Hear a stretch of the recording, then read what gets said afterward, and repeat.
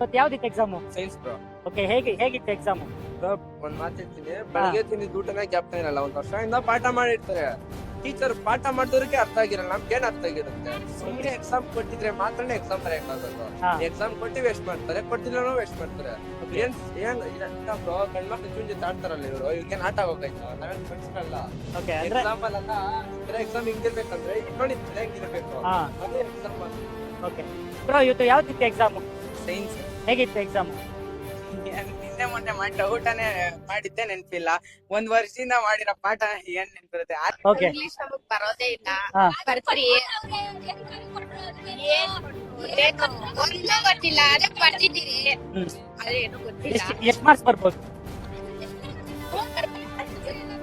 ಅದು ಬರೀ ಇಂಗ್ಲಿಷ್ ಹೋಗಿ ಅದು ಬರ್ತಿಲ್ಲ. ನಾವು ಬರೀ ಕನ್ನಡ ಮೀಡಿಯಮ್ಮು, ಇಂಗ್ಲಿಷ್ ಬರೋದೇ ಇಲ್ಲ. ಹಾ.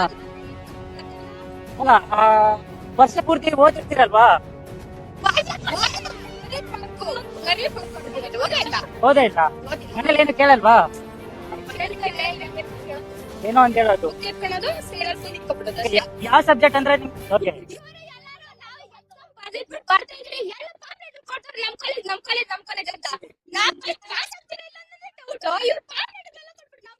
ನಮ್ ಕಾಲೇಜ್ ಬರ್ರಿ ಅಂತವ್ರೆ.